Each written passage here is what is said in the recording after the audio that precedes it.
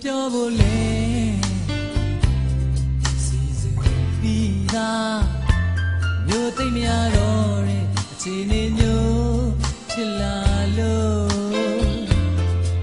အားကြောင့်ကိုယ်စကားလေးတွေမဲ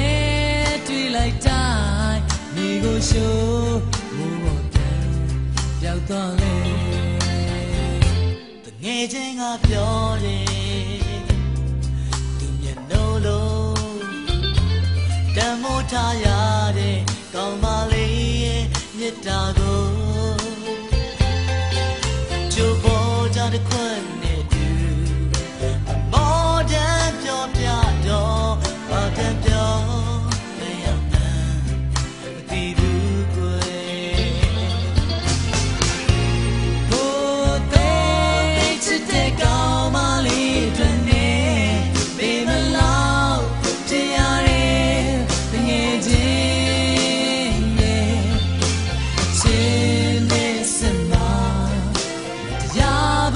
ရှိတော့လေစိတ်မဆိုးလိုက်ပါနဲ့ငယ်ချင်း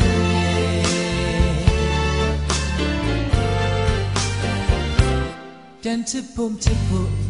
ချစ်ဖို့မချစ်ဖို့ဆိုတာကတော့အားလုံးကိုရိုနှစ်ယောက်လုံးနဲ့တို့နှစ်ယောက်ဘယ်လိုမှ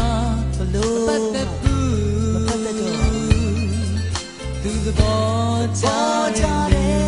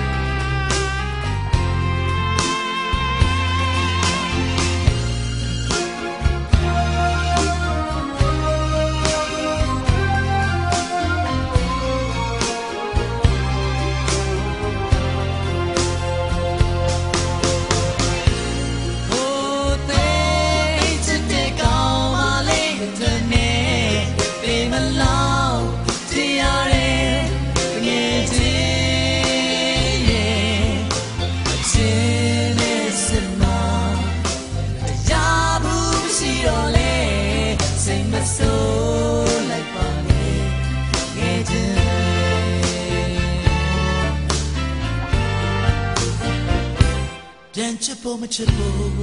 ပြန်ချစ်ဖို့မချစ်ဖို့ဆိုတာကတော့ကိုတို့နှစ်ယောက်လုံးနဲ့ဘယ်လိုမှမပတ်သက်ဘူးသူသဘောကျ